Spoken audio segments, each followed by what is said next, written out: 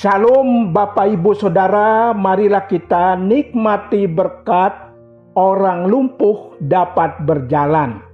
Marilah kita berdoa sebelum membaca dan merenungkan firman Tuhan. Ya Tuhan, sungguh kami bersyukur Engkau masih memberi kami kesempatan untuk mendengarkan firman-Mu. Karena firman-Mu hidup dan penuh dengan kuasa. Di dalam Tuhan Yesus kami berdoa. Amin. Bapak Ibu Saudara, firman Tuhan sudah tersedia. Marilah kita baca dan kita renungkan bersama. Firman Tuhan yang tertulis dalam Matius 9 ayat 1 sampai ayat 8. Marilah kita baca ayat 6b dan ayat 7 yang berkata demikian. Bangunlah, angkatlah tempat tidurmu dan pulanglah ke rumahmu. Dan orang itu pun bangun lalu pulang. Bapak Ibu Saudara dalam kasih Tuhan, segala jenis penyakit yang salah satunya adalah penyakit lumpuh sangat tidak kita harapkan terjadi atas hidup kita. Kita rindu hidup kita terbebas dari segala jenis penyakit. Namun bagaimana jika yang tidak kita harapkan ini hadir dalam hidup kita? Tentu kita akan berusaha mencari jalan keluarnya agar kita terbebas olehnya. Pun orang yang sakit lumpuh yang dicatat dalam perikop firman Tuhan saat ini sangat merindukan bisa sembuh. Bapak Ibu Saudara yang Allah kasihi, seorang yang dalam kondisi lumpuh berada di tempat tidurnya dibawa kepada Tuhan Yesus. Ayat 2a. Menurut Injil Lukas 5 ayat 18, orang lumpuh tersebut diusung oleh beberapa orang. Memang harus demikian, karena orang tersebut tidak bisa berjalan untuk menjumpai Tuhan Yesus. Yang menakjubkan ialah Tuhan Yesus melihat, merasakan kekuatan iman mereka yang mengusung dan iman dari orang lumpuh itu sendiri. Ada dua hal yang dilakukan oleh Tuhan Yesus. Yang pertama, Ia berkata kepada orang lumpuh itu, "Percayalah, dosamu sudah diampuni." Ayat 2b. Yang kedua, Tuhan Yesus berkata kepada orang lumpuh itu, "Bangunlah, angkatlah tempat tidurmu dan pulanglah ke rumahmu." Ayat 6b. Bahwasanya Anak Manusia, yaitu Yesus Kristus Tuhan, berkuasa untuk mengampuni dosa, penyakit yang membuahkan maut, yaitu mati kekal. Akibat dari jenis penyakit ini jauh lebih dahsyat daripada penyakit lumpuh itu. Orang lumpuh itu telah bebas dari maut karena pengampunan dosa dari Tuhan Yesus telah terjadi atas dirinya.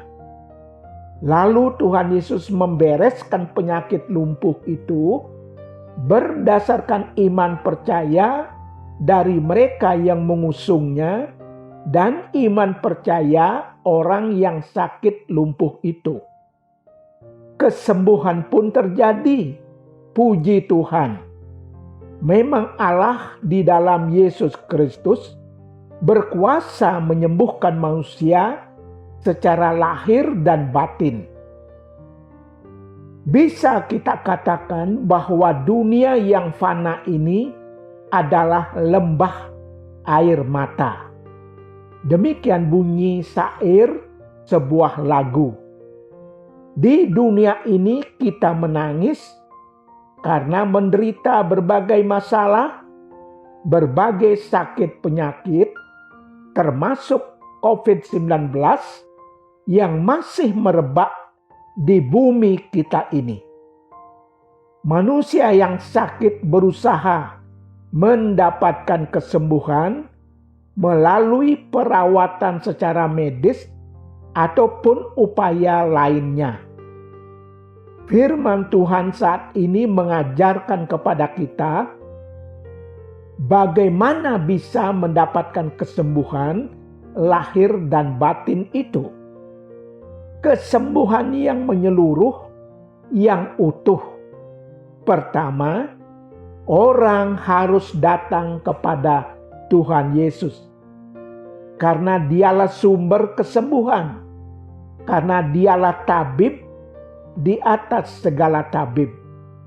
Kedua, harus memiliki iman bahwa di dalam Tuhan Yesus ada mujizat kesembuhan. Tidak saja iman si sakit, tetapi juga iman mereka yang mendampingi, yang mengusungnya. Inilah iman yang bersifat kolektif. Ketiga, perlu juga ada kebersamaan. Saling menopang satu dengan yang lainnya. Yang sehat menopang yang sakit, yang kuat menopang yang lemah, yang punya menopang yang tidak punya, yang kaya menopang yang miskin, dan yang keempat, pengampunan dosa. Pada dasarnya semua penyakit ada hubungannya dengan dosa. Dosa yang dimaksud di sini ialah dosa sejak manusia Adam dan Hawa jatuh ke dalam dosa. Sejak itu manusia berdosa bisa menderita berbagai jenis penyakit yang menyebabkan dunia, rumpun keluarga, pribadi menjadi lembah air mata.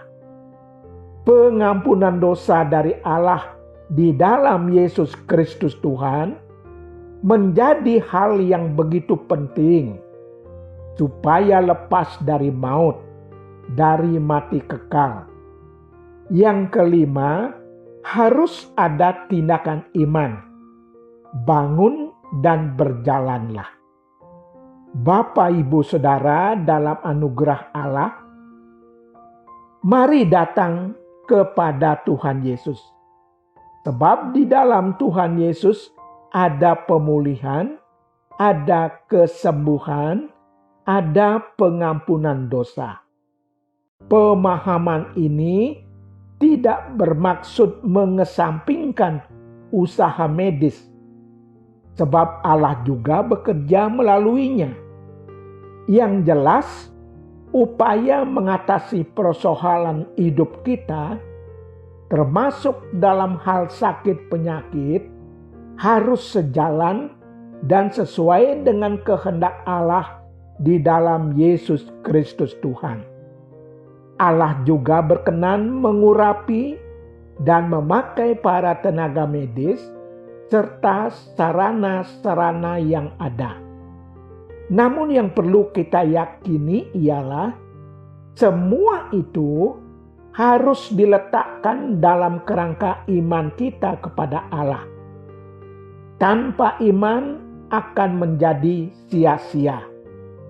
Kesembuhan tidak datang begitu saja, tetapi ada upaya yang kita lakukan sebagai tindakan iman kita dalam penyerahan diri kita kepada Allah di dalam Yesus Kristus Tuhan. Kiranya Allah memberkati kita. Amin. Marilah kita berdoa. Allah kami di dalam Yesus Kristus Tuhan, kami bersyukur boleh mempercayakan hidup kami dalam segala perkara kepadamu. Dengar dan berkatilah segala keluh kesah kami. Di dalam Tuhan Yesus kami berdoa.